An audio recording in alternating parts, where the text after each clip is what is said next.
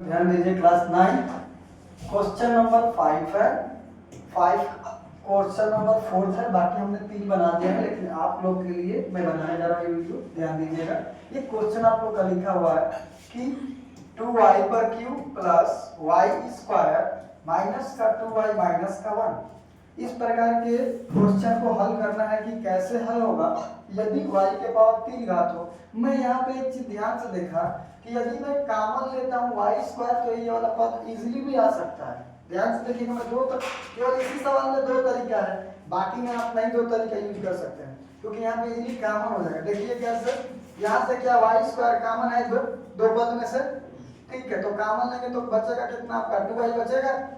Okay, फिर plus का यहाँ पे कितना लिखेंगे 1, माइनस का यहाँ पे 1 कॉमन है तो यहाँ पे बचेगा 2y प्लस का कितना बचेगा 1।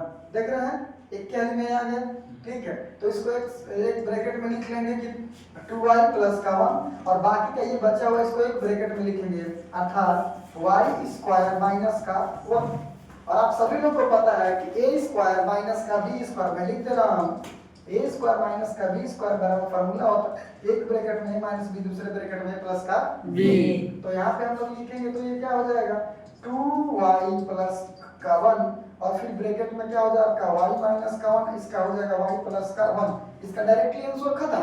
बट हम ये आप सभी लोग को मेथड नहीं बताएंगे क्योंकि केवल यही सवाल इस मेथड से हो सकता है, बाकी इसमें से कोई सवाल इस मेथड पे नहीं होगा। तो हम लोग जो अगला मेथड पढ़ने जाएंगे उसका नाम है काम की शेषफल प्रमेय से गुणनखंड कैसे निकालते हैं। इसका यूज तभी करते हैं जब किसी चर राशि के ऊपर पावर या तो 3 हो, ठीक है, या 5 हो, मतलब कुछ ना कुछ उसकी वैल्यू ऐसी होनी चाहिए जो कि विषम रहे, ठीक है, तभी के लिए यूज करता हूँ शेषफल प्रमेय। तो मैं इस चीज को मिटा के आगे चल रहा हूँ, ठीक है। अगर जिसको कॉपी करना है कॉपी कर सकता है। मैं इस सवाल को आप लोगों को बताने जा रहा हूँ शेषफल प्रमेय विधि से कैसे हल किया जाता है। ध्यान दीजिएगा, मैं ऊपर चल रहा हूँ, ठीक से इस सवाल को लिखने की कोशिश कर रहा हूँ, ठीक है। इधर मैं छोटा कर रहा हूँ, आप लोग उतारना उतार लीजिए। यहाँ पे मैं हल करना स्टार्ट कर रहा हूँ।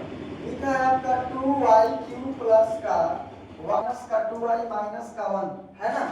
मैं पहले मानूंगा कि माना कि इसका y बराबर गुणनखंड, अभाज्य गुणनखंड निकालेंगे किस चीज का, तो अचर पद का। कौन चीज का? अचर पद। इसमें अचर पद उसी को बोलते हैं जिसमें कोई भी चर न तो गुणा हो न भाग हो, ठीक है, उसको हम लोग क्या बोलते हैं? अचर पद। जैसे एक यहाँ पे क्या है? अचर पद है। अचर तो दो भी है लेकिन इसके साथ एक चर पद का गुणा है तो ये पूरे चर पद में आ जाएगा, ठीक है। तो यहाँ पे हम लोग एक का अभाज्य गुणनखंड क्या होगा, केवल प्लस माइनस का क्या होगा एक। आई बात समझ में? कभी भी प्लस और माइनस लगा के लिखते हैं। अगर यहीं आगे आता सपोज दैट जैसे मान लो 20 लिखा है तो मैं 20 का अभाज्य गुणनखंड बता दे रहा हूं, क्या लिखेंगे तो plus minus 1 plus minus 2 plus minus 5 plus minus 10 और प्लस माइनस कितना होगा 20 होगा। इसके अलावा कुछ नहीं हो सकता, ठीक है। ये जैसे अगर 20 रहे तब मैं बता रहा, लेकिन हम लोग का तो एक है, हम लोग एक पे याद करेंगे। ध्यान दीजिएगा आप सभी लोग। अब मैं यहाँ पे क्या करने जा रहा हूँ बच्चों, तो इसमें से एक या प्लस का एक या माइनस का एक रख के देखेंगे कि किस पर इस फलन का मान 0 हो जाएगा। किसी पे भी इसका मान 0 हो जाएगा, एक पर भी और माइनस के एक पर भी, दोनों पे होगा। तो मैं रखूंगा एक बात, सॉरी x में यहाँ पे y है तो y बराबर -1 रखने पर, ओके, x बराबर -1 पे रख रहे हैं हम, तो यहाँ पे रखा जाए तो 2 ब्रैकेट में क्या हो जाएगा -1 का क्यूब ब्रैकेट में -1 का स्क्वायर फिर -2 ब्रैकेट में -1 माइनस का 1 हो गया क्या। y के जगह पे जाएगा तो मैंने -1 रख दिया तो 2। अब बताओ -1 का क्यूब भी माइनस कितना होगा 1 ही, प्लस माइनस का स्क्वायर, जब भी इस पे पावर सम हो तो माइनस भी क्या बन जाता है प्लस बन जाता है। तो इसका मान कितना होगा 1। एक का पावर चाहे आप करोड़ों कर ले या एक का वर्गमूल निकाल ले या एक का घनमूल निकाल ले, कोई फर्क पड़ने वाला नहीं है क्योंकि एक का मान सदैव कितना होता है एक ही होता है, उसका चाहे घनमूल या वर्गमूल। माइनस गुणते माइनस क्या होता है प्लस, माइनस का 1 थोड़ा सा इसमें गुणा करो तो माइनस का 2 प्लस गुणते माइनस 2 प्लस का 1 प्लस का 2 माइनस का 1 हो गया क्या। चलो भैया इसको काट दो, प्लस माइनस कट जाएगा, फिर प्लस 1 माइनस 1 कट जाएगा क्या, अर्थात इसकी वैल्यू कितनी आ गई 0। कितना आ गया 0। क्लियर है क्या। अतः मैं लिखूंगा यहाँ पे एक नाम, चूंकि y बराबर -1 पर उपरोक्त व्यंजक का मान शून्य हो जा रहा है, अतः जब x बराबर -1 है ना तो इसका गुणनखंड होगा, इसको इधर लेके आ जाएंगे तो कितना हो जाएगा y प्लस का 1, इसका क्या है गुणनखंड होगा या गुणनखंड है, हो गया। अब अगला कंडीशन क्या करेंगे हम लोग, जब गुणनखंड हो गया है तो इसमें हम काम करने जाएंगे। अब इसमें मैं भाग दूंगा, दूसरा नंबर प्रोसेस याद रखना है कि भाग तो किससे भाग देंगे, तो y प्लस 1 भागे हम लोग किससे भाग देंगे, तो इसमें इससे भाग देंगे 2y पर cube plus y square minus का 2y माइनस का कितना हो जाएगा 1। अब हम लोग इसमें नाम कौन क्या चीज है, ठीक है, तो इसका नाम क्या होती है बच्चों, भाग। इसका नाम क्या होती है आप लोग का भाग, और यहाँ पे क्या हो जाता है भागफल, और नीचे जो बचता है उसको क्या बोलते हैं शेषफल। क्लियर है इतनी बात है जी। आगे देखते हैं यहाँ पे आपका कितना हो जाएगा, तो लिखेंगे हम लोग यहाँ पे भाग देने के लिए, तो रूल क्या होता है ध्यान से देखना। ये देखो इसमें कितने पद है, 1 2 3 और 4, इसमें कितने पद है, 1 और 2 है ना। तो भाज्य के प्रथम पद में भाजक के प्रथम पद क्या देंगे भाग, तो भाज्य का प्रथम पद पहला और कर लेना दिमाग लगा के थोड़ा सा, तो 2y पर क्यूब बटे में y हो गया क्या, एक y से एक y कटेगा तो बचेगा कितना 2y स्क्वायर हो जाएगा। अब हम लोग यहाँ पे लिखेंगे 2y स्क्वायर, जो भागफल में लिखते हैं ना भाग देने पर आता है उसका पुनः भाजक साथ क्या करते हैं गुणा, तो भाजक यहाँ पे लिख लो y प्लस का 1 गुणा कर लो 2y क्यूब प्लस का 2y स्क्वायर हो गया क्या।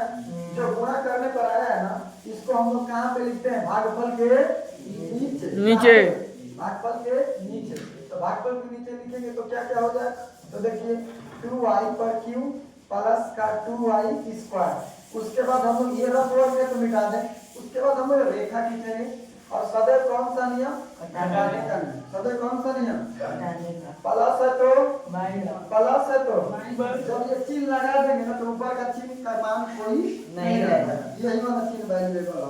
ऊपर देखो प्लस का जो नीचे संख्या समान है कि नहीं है, तो 2 रुपये लिया है 2 रुपये का खा गए तो 0 रुपये का बचा है, तो उसी तरह से प्लस 2y से माइनस 2y क्या हो जाएगा कट जाएगा।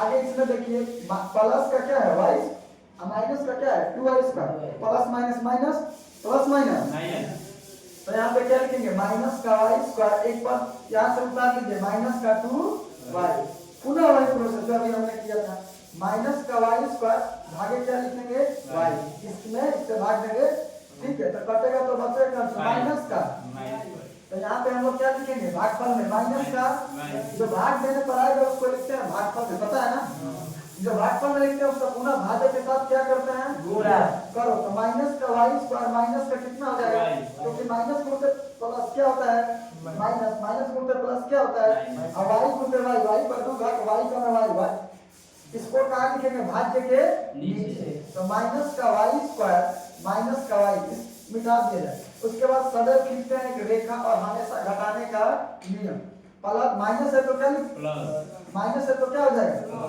जब ये लग गया प्लस तो इस माइनस का कोई मतलब नहीं। अब देखो संख्या समान चिन्ह विपरीत कट जाएगा क्या, क्योंकि ये प्लस ये क्या है, यहाँ पे देखो माइनस यहाँ पे प्लस माइनस माइनस, तो यहाँ पे देखिए ये बड़ा है तो इसीलिए इसका चिन्ह लगेगा माइनस का, ठीक है, फिर यहाँ पे घटेगा तो क्या बचेगा माइनस का, यहाँ पे कितना लिखेंगे कहीं देखो तो यदि मैं -1 या चलो भाग करके दिखाते हैं माइनस y बटा y, भाग देने पर इसका मान कितना है माइनस का होगा क्या होगा, ठीक।